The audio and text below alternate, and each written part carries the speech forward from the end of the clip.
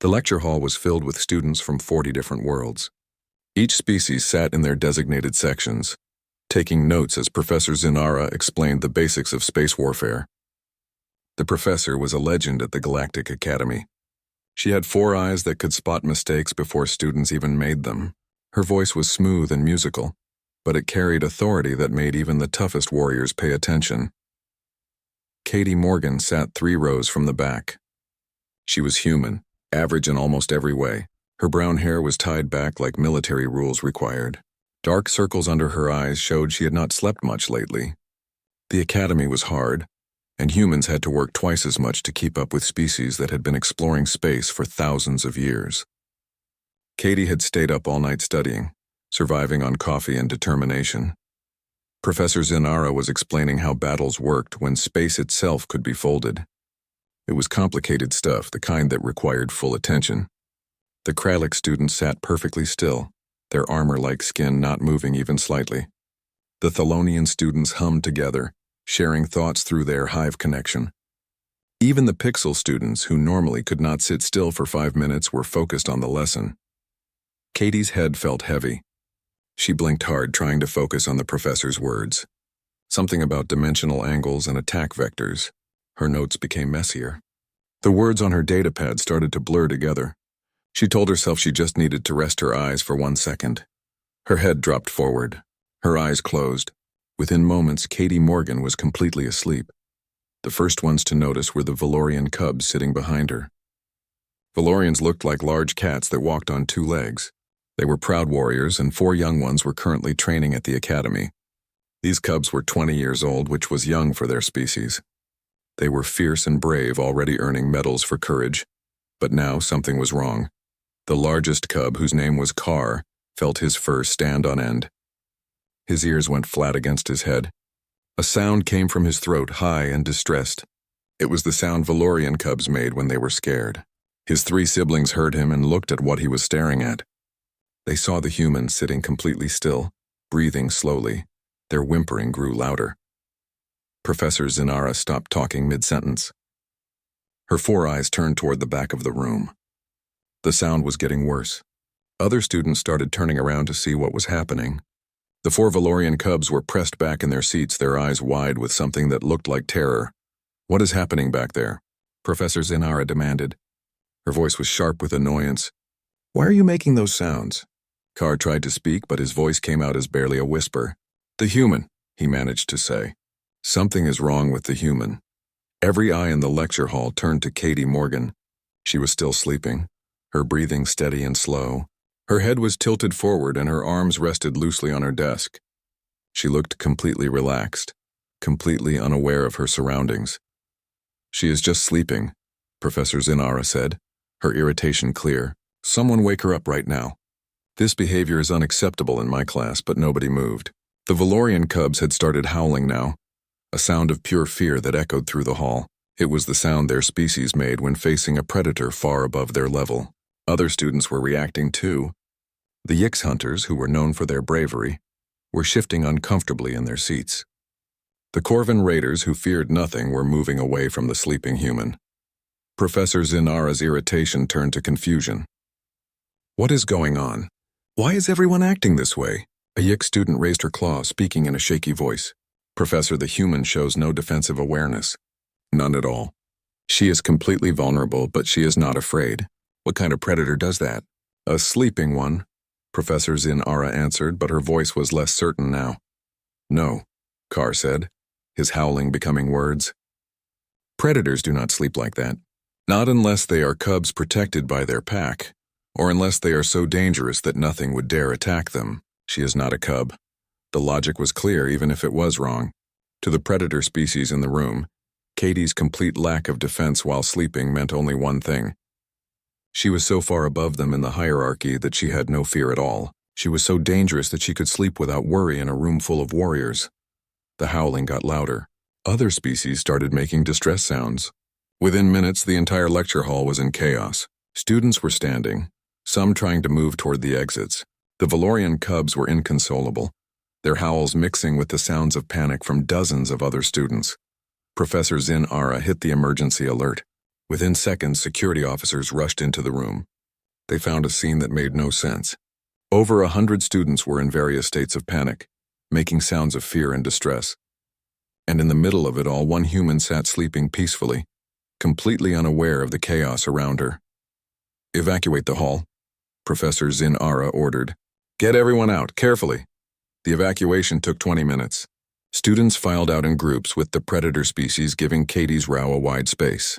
3 Valorian cubs needed medical attention for stress reactions.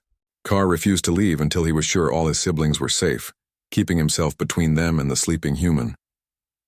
Finally, the hall was empty except for Katie Morgan. She slept for another 15 minutes, then woke naturally. She looked around the empty hall, confused. Her datapad showed that only half the lecture time had passed. Had the class been dismissed early? Had she missed an announcement? Katie gathered her things and left, wondering why the hallways were so crowded with students who stared at her as she passed. She had no idea that she had just caused the biggest incident in Galactic Academy history. She had no idea that she had terrified some of the bravest warriors in the galaxy, all because she had trusted them enough to fall asleep. Admiral Cordon had seen many strange things in his 200 years of service. He had watched worlds burn and seen peace treaties signed between ancient enemies. He had trained warriors from species that most people had never heard of. But this report on his desk made no sense at all. He used 3 of his 6 eyes to read the report while the other 3 watched the security footage. On his screen, he could see the human sleeping peacefully while chaos erupted around her. He could see the Valorian cubs howling in terror. He could see brave warriors trying to escape from a sleeping student. "Explain this to me again," Admiral Corton said to Commander Vexthor, who stood at attention before his desk. A human fell asleep during a lecture, and this caused a panic? Commander Vexthor's mandibles clicked together, a sign he was agitated. "Yes, Admiral. The Valorian cubs were the first to react. They could not be calmed down. We had to evacuate everyone. 3 cubs needed medical help for stress. One of them kept saying that we were all in danger. From a sleeping student? That is what they believed, Admiral." Admiral Corton closed all 6 eyes and counted to 10 in his native language. He had dealt with diplomatic incidents, training accidents, and even a few attempted coups. But this was completely new. "Where is the human now?" "Lieutenant Morgan is in her quarters, Admiral. She still does not know what happened. She thinks the lecture ended early." "And the other humans?" "We have 30 human students at the academy currently. None of them understand why this is an issue. They say that falling asleep is normal and happens when someone is tired." A new voice spoke from the doorway. "Permission to enter, Admiral?" Admiral Corton opened his eyes to see Dr. Ellen Price, the human medical officer. She was older than the human students, with gray in her blonde hair and a calm way of speaking that made others trust her. "Please, Doctor. I need someone to make sense of this." Dr. Price walked to the desk and pulled up a holographic display. "I have been researching human sleep patterns and comparing them to other species. I believe I understand what happened." "Please explain," Admiral Corton said. "Because right now I have a lecture hall that students are afraid to enter, and warriors who are terrified of a girl who weighs maybe 60 kilograms. Dr. Price smiled slightly. "Humans are apex predators, Admiral. We evolved on a world where we were at the top of the food chain, but we got there in an unusual way. We are not the strongest or the fastest. We won through endurance, intelligence, and social cooperation." Commander Vexthor leaned forward. "Many species here are apex predators. Why are humans different?" "Because of how we sleep, Commander." Dr. Price changed the display to show biological data. Most predator species here maintain some level of awareness when they rest. They sleep lightly, ready to wake at any threat. This is normal and smart. But humans evolved differently. She pulled up more data, showing brain waves and heart rates. When a human enters deep sleep, we are truly unconscious. Our heart rate drops significantly. Our breathing becomes very slow and regular. Our muscles relax completely. We have no awareness of our surroundings at all. To another predator, especially one with good senses like the Valorians, this looks impossible. Why impossible? Admiral Corton asked. Because in nature only 2 types of predators sleep like that. Cubs who are protected by adults and predators who are so dominant that they fear nothing. Lieutenant Morgan is clearly not a cub. She is an adult warrior in training, so to the Valorian cubs there was only one explanation. The room was silent as the meaning became clear. Commander Vexthor spoke slowly. They thought she was so far above them that she had no fear at all. So dangerous that she could sleep without any defense? Exactly, Dr. Price confirmed. To them, it was like watching the galaxy's most dangerous hunter take a nap in their classroom. The complete lack of defensive behavior was not seen as vulnerability. It was seen as absolute confidence. Admiral Corton made a sound that might have been a laugh. So the human was not trying to intimidate anyone. She was just tired. Yes, Admiral. She had been studying all night. Her body demanded rest. She fell asleep because she felt safe, not because she was trying to prove anything. But why do humans sleep this way? Commander Vexthor asked. It seems dangerous, Dr. Price nodded. It is dangerous, which is why we evolved to do it in groups. Humans are social predators. We lived in tribes where some people slept while others kept watch. We protected each other. When a human sleeps deeply, it means they trust the people around them to watch for danger. Trust. Admiral Corton repeated the word slowly. She trusted the other students to keep her safe. Yes. In human terms, by sleeping in that classroom, Lieutenant Morgan was saying that she saw the other cadets as her pack, her family, people she could trust with her life.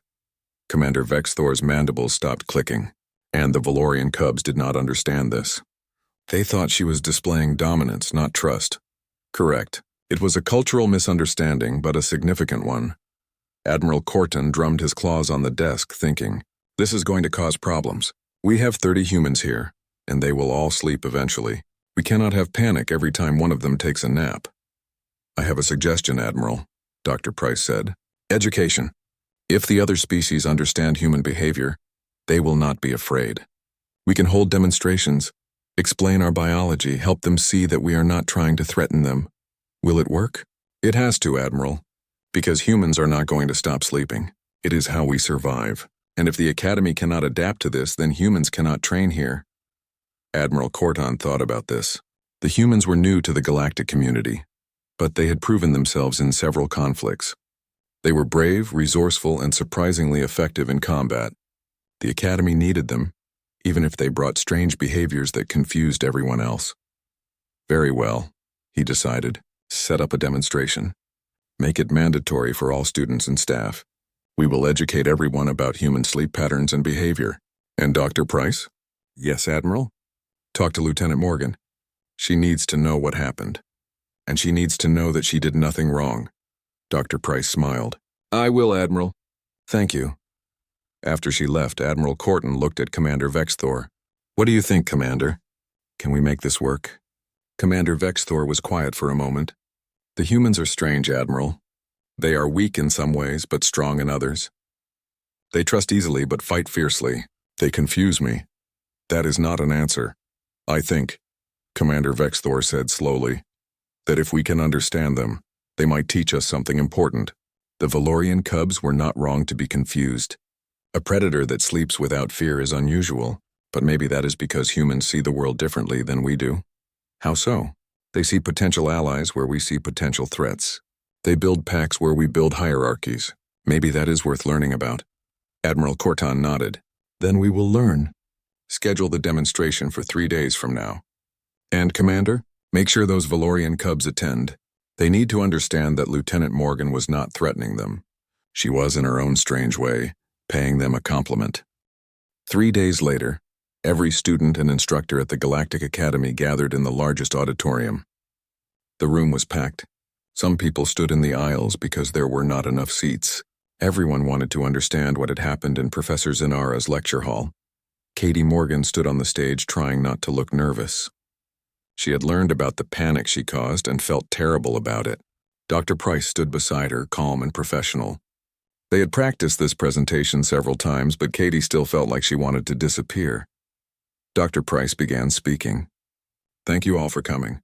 Today we are going to talk about humans and how we sleep. I know this seems like a strange topic, but recent events have shown us that we need to understand each other better. For the next hour, the audience learned about human biology. They learned that humans came from a world called Earth, where they climbed to the top through persistence and teamwork. They learned that humans could run for hours, that they could survive in almost any climate, and that they had an unusual ability to work together even with strangers. But mostly, they learned about sleep. Humans practice what we call monophasic sleep, Dr. Price explained. This means we do all our sleeping at once, usually for 7 to 9 hours. During this time, we go through different stages. Some are light, where we can wake up easily. Some are deep, where we are truly unconscious. A holographic display showed human brain waves during different sleep stages. The audience watched in fascination as the waves changed patterns, showing how human consciousness faded completely during deep sleep. In the deepest stages, Dr. Price continued, a human has no awareness of their surroundings. We do not hear noises. We do not sense movement. We are completely vulnerable. This is what Lieutenant Morgan was experiencing during the lecture. Battlemaster Shara, a Valorian instructor, raised her paw. But why would evolution create such a vulnerable state? It makes no sense for a predator. Katie spoke up, her voice steady despite her nerves. Because we never slept alone, ma'am. Humans evolved in groups. We lived in tribes where some people slept while others kept watch. We took turns protecting each other. When a human sleeps deeply, it means they trust the people around them. The auditorium buzzed with translated whispers. Different species were discussing this among themselves, trying to understand the concept. A Yix hunter named Skriel asked, "What if you are in danger?" "Surely you stay alert then." Katie smiled, but there was something fierce in it. "In danger, ma'am, humans often do not sleep at all. We can stay awake for days if we have to. Some of our soldiers have fought for 72 hours straight without resting. We run on adrenaline and stimulants until the danger is past." Several instructors made sounds of surprise. The idea of staying awake for 3 days was shocking to most species. Commander Vexthor stood up from his seat. "So humans alternate between complete vulnerability and extreme alertness? This seems inefficient." "Maybe," Dr. Price agreed, "but it works for us. When we sleep hard. When we wake up, we can go from unconscious to combat ready in seconds. It is a different strategy than most species use, but it keeps us alive." The Valorian cubs were sitting together in the front row, under Battlemaster Shara's supervision. Carr raised his paw slowly. "Lieutenant Morgan, may I ask something?" "Of course," Katie said gently. "When you fell asleep during the lecture, were you afraid of us?" Katie looked surprised by the question. "Afraid? No, not at all. I was embarrassed because I had not slept the night before. I was studying for exams. Falling asleep was disrespectful to Professor Zinara, and I am very sorry about that. But I was never afraid of you.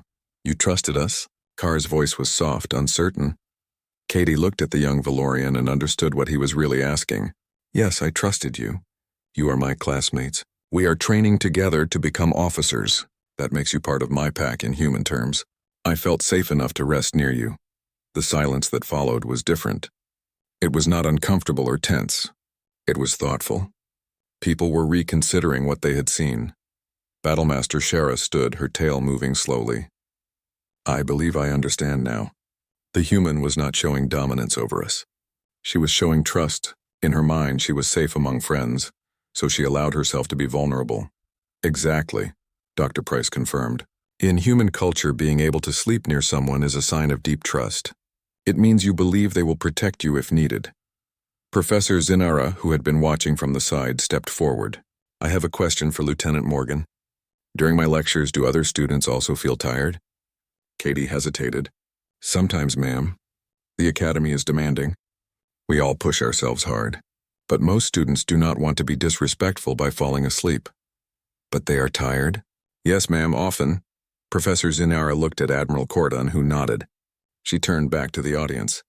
"Then perhaps we instructors need to adjust our methods. If students are so exhausted that they cannot stay awake, we are pushing too hard. Or we are not creating an environment where they can learn effectively." Commander Vexthor spoke again. "Are you suggesting we make the academy easier?" "No," Professor Zinara said firmly. "I am suggesting we make it smarter. Different species have different needs.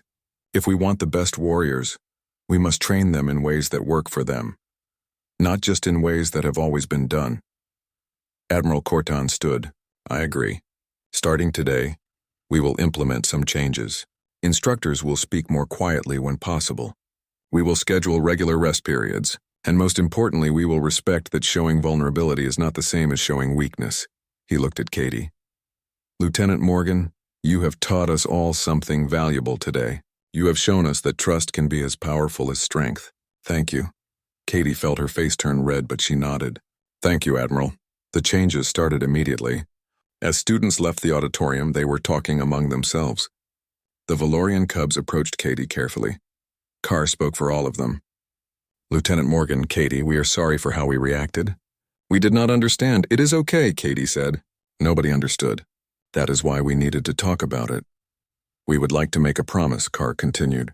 If you ever need to rest, we will watch over you. You trusted us when we did not deserve it.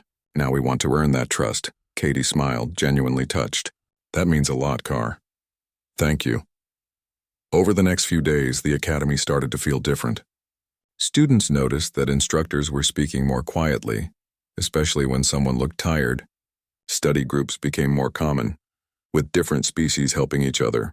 The predator species stopped seeing the humans as potential threats and started seeing them as potential pack members. The most obvious change was in the library. It became an unspoken rule that if a human fell asleep while studying, others would lower their voices.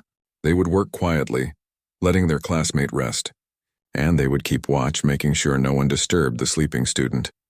The students started calling it the Whisper Protocol, though no official rule was ever written.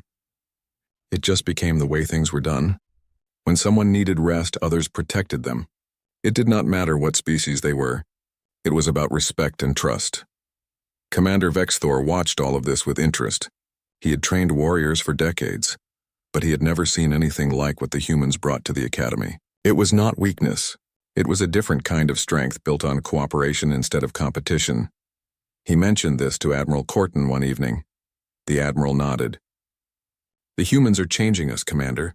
They are teaching us that warriors do not have to stand alone. Maybe that is what we have been missing all these years. The academy library was quiet in the late evening. Most students had gone to their quarters, but a few remained, studying for upcoming exams. Katie Morgan sat at a table in the back corner, surrounded by data pads and reference materials. She was working through a complex problem about quantum communications when she heard careful footsteps approaching. She looked up to see Carr standing nearby, his large form somehow managing to look uncertain. Lieutenant Morgan, may I sit with you? Sure, Carr. And please, when we are not in class, call me Katie. The young Valorian settled into the chair across from her. His movements were slow and deliberate, showing he meant no threat. I wanted to apologize again. For what happened in the lecture hall. Katie put down her stylus. Carr, you have already apologized. You do not need to keep doing it. But I do, Carr insisted. I have been training since I was a small cub to be a warrior. My people are known for courage. But I panicked like a child. I embarrassed myself and my family. You did not embarrass anyone, Katie said firmly. You had a normal reaction to something you did not understand. That is not shameful. That is just being in a new situation. Carr's ears twitched. My instructors back home would not agree. They would say a true warrior never shows fear. Well, I think that is silly, Katie said. Fear is normal. Everyone gets scared sometimes. What matters is what you do with that fear. Do you let it control you or do you learn from it? You sound like you speak from experience. Katie laughed softly. I was terrified when I first arrived at the academy. Everything was new. Everyone was different. I felt completely out of my depth. Some nights I could not sleep because I was so worried about failing. But you seem so confident now. I learned to trust people. I made friends. I realized I was not alone. She paused. Can I tell you something? When I fell asleep in that lecture, it was not because I was confident. It was because I was exhausted. I had been studying for 3 days straight, barely sleeping. My body just gave up. But you trusted us enough to do it, Carr said. I did. Even though I barely knew any of you, I felt safe. That is something special about this academy. Despite all our differences, we are trying to become something together. They talked for over an hour. Katie explained more about human culture and pack dynamics. Carr shared stories about growing up on his homeworld, where strength and honor were valued above everything else. They found common ground in unexpected places.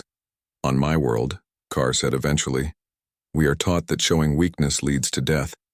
But you humans, you see trust and vulnerability as strengths. You believe that admitting you need help makes you stronger, not weaker.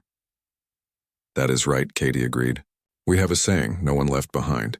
It means we will do anything to protect our teammates. We fight harder for each other than we would for ourselves. Carr's tail swished thoughtfully. I read reports about the border wars. Human units fight with incredible determination, especially when protecting each other. Now I understand why. You are not just fighting for victory. You are fighting for your pack. Exactly. The young Valorian stood, and there was new confidence in his posture. Thank you, Katie, I understand better now. And I want to make you a promise. If you ever need to rest, I will watch over you. You are part of my pack now, too. Katie felt warmth spread through her chest. Thank you, Carr. That means more than you know. The interaction did not go unnoticed. Other students in the library had observed their conversation. Word spread quickly through the Academy's social networks. The message was clear. The humans were not trying to dominate anyone. They were trying to build connections. Within a week, something remarkable happened. Students from different species started spending more time together. Study groups formed that mixed species that had never worked together before. The Valorian cubs began eating meals with human students. The Yix hunters started training with humans in the combat simulators. But the most visible change was the Whisper Protocol. It started as an unofficial rule, but it grew into something more. When humans were present in common areas, voices would naturally lower. It was not out of fear anymore. It was out of respect for packmates who might need rest. Lieutenant Jake Murphy, another human student, noticed this and decided to build on it. He organized a mixed-species study group that met 3 times a week. At first, only a few students showed up. But Jake's easy humor and genuine interest in other cultures made people want to return. Soon the group had 20 regular members from 10 different species. One evening during a study session, a Kralix warrior named Dexum asked Jake about human military tactics. I have heard that human soldiers sing before battles. Is this true? Jake laughed. Sometimes, yeah. It helps with morale. Makes us feel connected to each other. Singing makes you better warriors? Dexum sounded skeptical. It reminds us why we fight, Jake explained. We are not just individuals. We are part of something bigger. When we sing together, we remember that.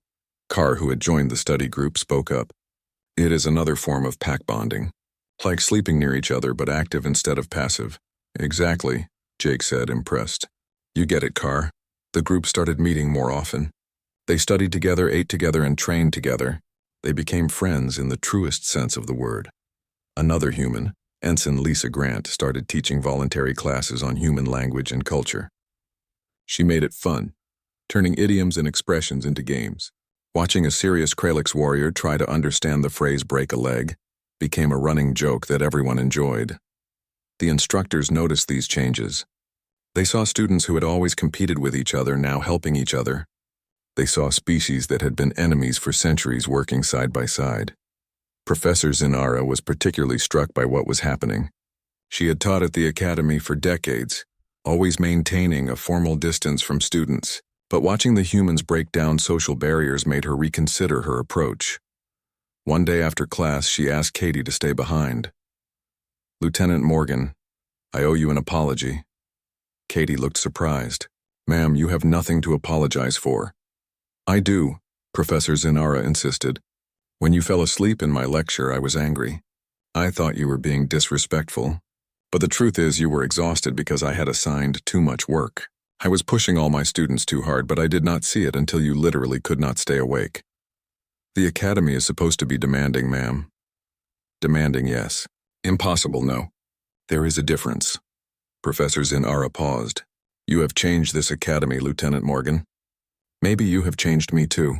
I have been teaching the same way for so long that I forgot to ask if it was the best way. What will you do differently? Katie asked. I will listen more. I will watch for signs that students need help. And I will remember that the goal is to train great officers, not to break spirits. She smiled, which was unusual for her. Thank you for teaching this old professor a new lesson. After Katie left, Professor Zinara sat in her empty classroom thinking. The humans had been at the academy for less than a year, but they had already changed everything. Not through force or demands, but through simple actions. They showed trust. They built friendships. They treated everyone like potential packmates.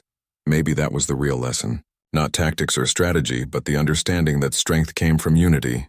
That the best warriors were not the ones who stood alone, but the ones who stood together. The Whisper Protocol was not just about keeping quiet anymore. It was about respect, about trust, about building something better than what had come before. And it had all started because one tired human had fallen asleep in class, trusting that she was safe among strangers who would soon become friends. 6 months after Katie Morgan fell asleep in class, a crisis emerged on the edge of explored space. A mining colony had become a point of conflict between 3 different species. Each claimed the territory as their own. Negotiations had broken down. Ships were gathering at the borders. War seemed likely. The Galactic Council needed neutral observers to assess the situation. They needed people who could see past old grudges and find a solution. Admiral Corton surprised everyone by suggesting Academy cadets for the job. They need real experience, he told the Council, and we need to see if our training actually works outside classrooms. The Council agreed, but with conditions. The team had to be mixed species. They had to represent different perspectives, and they had to produce a report within 3 weeks. Admiral Corton chose his team carefully. Katie Morgan, because she had shown she could build bridges between species. Carr and his 3 Valorian siblings because they had learned to see past first impressions. Jake Murphy and Lisa Grant, because they understood both diplomacy and tactics. A Kralix warrior named Dexum, a Thelonian group mine called Harmony 7, and 2 Yix hunters named Skell and Vree.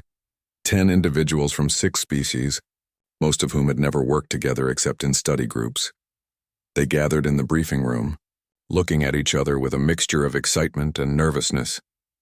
This was real. This mattered. Admiral Corton gave them their orders. You have a ship, supplies for a month, and access to all relevant files.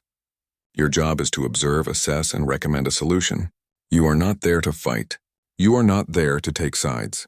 You are there to find a path to peace. What if the situation becomes dangerous? Dexum asked. Then you leave. Your safety is more important than the mission. But I believe you can handle this. You have learned to work together here. Now show us that training means something. The ship was small but functional. It had a common area, a bridge, sleeping quarters, and not much else. The team settled in awkwardly, still learning how to share space. The first few days were tense. Everyone was being too polite, too careful not to offend. Katie noticed this and decided to address it. On the 3rd night, she called a meeting in the common area. We need to talk about something. We are all being too formal with each other. We trained together for months, but now we are acting like strangers. What do you suggest? Harmony 7 asked, their voices harmonizing together. I suggest we stop pretending. We are nervous.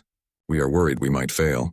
That is normal, but we cannot work well together if we are too afraid to be honest. Jake nodded. Katie is right. We need to trust each other. That means being real, not perfect. Carr spoke up. On my world, we have a ritual for forming a pack. We share our fears, we admit our weaknesses, then we promise to protect each other despite those weaknesses. I like that, Lisa said. Can we do that now? They spent the next 2 hours talking. Katie admitted she was terrified of making the wrong decision and causing a war. Carr confessed he still sometimes judged people by his species standards instead of seeing them as individuals. Jake revealed he struggled with the weight of representing all humans. Lisa talked about feeling like she was not smart enough to be there. Each person shared something real, something vulnerable, and with each confession, the group grew closer. By the time they reached the disputed colony, they were not just a team anymore. They were a pack. The situation at the colony was worse than the briefing had suggested. All 3 species had sent ships. Tensions were high. One wrong move could trigger violence. The team split up to interview different groups, gathering information from all sides. Katie and Carr interviewed the human colonists. They were miners, working-class people who just wanted to do their jobs and support their families. They did not care about politics. They cared about feeding their children. Jake and Dexum talked to the Corthan delegation. The Corthans were insect-like beings who claimed the colony based on ancient territorial rights. They had documents proving their ancestors had lived there thousands of years ago. Lisa and Harmony 7 met with the Pelix representatives. The Pelix were aquatic beings who needed the colony's water resources for their expansion. They argued that the needs of the living outweighed historical claims. Each side had valid points. Each side had reasons for their position. Finding a solution seemed impossible. The team met every night to share what they had learned. They debated. They argued. Sometimes voices were raised. But they always listened to each other. On the 10th night, Katie was reviewing notes when exhaustion hit her like a wave. She had been working 18-hour days, barely sleeping, trying to find an answer. Her eyes started closing despite her efforts to stay awake. Carr noticed. He stood and moved to the door of the common area. Everyone, lower your voices. Katie needs to rest. Jake looked up from his datapad. Is she okay? She is exhausted. We all are, but she is pushing herself too hard. Carr looked at the others. We should implement the Whisper protocol. Without discussion, without orders, the team quietly rearranged themselves. They formed a protective circle around Katie, continuing their work in whispers. They were not just guarding her. They were showing that they understood what she had taught them back at the academy, that trust and vulnerability were not weaknesses. That protecting each other made them all stronger. Katie slept for 3 hours. When she woke, she found herself surrounded by her team, all working quietly. For a moment, she just watched them, feeling something warm and strong settle in her chest. This was what humans had been trying to teach. This was what pack meant. Thank you, she said softly. Carr looked up and smiled. You trusted us back at the academy. Now we trust you. That is what packmates do. The breakthrough came 2 days later. Lisa was reviewing economic data when she noticed something. The colony is rich in minerals, but the real value is in the processing facilities. What if we separate the ownership? Explain, Harmony 7 said. The Korthans want recognition of their historical claim. The Pelix need water resources. The human miners want to keep their jobs. What if the Korthans own the land, the Pelix manage the water distribution, and the humans operate the processing facilities? Everyone gets something. They spent the next week working out details. They negotiated with all 3 sides, using everything they had learned about different cultures and communication styles. It was exhausting work, but they did it together. Their final report proposed a joint governance system. The Korthans would have symbolic ownership, acknowledging their historical connection. The Pelix would manage water resources, ensuring sustainable use. The human miners would operate the facilities with profits shared among all 3 species. It was not perfect, but it gave everyone a stake in making it work. The Galactic Council accepted their recommendation. The 3 species agreed to try it. Ships withdrew from the borders. War was avoided. When the team returned to the academy, they were welcomed as heroes. But what mattered most to them was not the praise. It was what they had learned about themselves and each other. Admiral Corton called them to his office. You did excellent work. Your solution was creative and fair, but I want to know what you think made the difference. Katie looked at her teammates before answering. We trusted each other, sir. We were not just a team. We were a pack. When one of us was tired, others carried the load. When one of us doubted, others provided confidence. We protected each other. And you learned this at the academy? Yes, sir. From a mistake that became a lesson. I fell asleep in class, and instead of punishment, we got understanding. The Valorian cubs howled because they did not understand, but then everyone learned to whisper instead. That lesson, that change, it made all the difference. Admiral Corton nodded slowly. The whisper protocol. Yes, sir. But it is more than just being quiet. It is about respecting each other's needs, understanding each other's vulnerabilities, building trust even with people who seem different from us. Carr spoke up. It is about being strong enough to be vulnerable, brave enough to trust, and wise enough to protect those who trust us. Admiral Corton looked at each member of the team. You have shown us something important. Warfare is not just about strength or strategy. It is about unity, about building connections that can withstand pressure, about being a pack instead of just a group. He pulled up a holographic display showing the academy. We are making the Whisper Protocol official doctrine. Every cadet will learn what you learned. Not just the rules, but the philosophy behind them. That true strength comes from working together. That vulnerability is not weakness. That trust is the foundation of everything else. The team left his office together, walking side by side through the academy halls. Other students saw them and smiled. Some waved. Some called out congratulations. But what stood out most was how the academy had changed. In study rooms and common areas, students from different species worked together quietly, respecting each other's need for concentration or rest. In training facilities, teams mixed species that had never cooperated before. In dining halls, old enemies shared meals and stories, all because one human had fallen asleep and taught everyone a new way to see the world.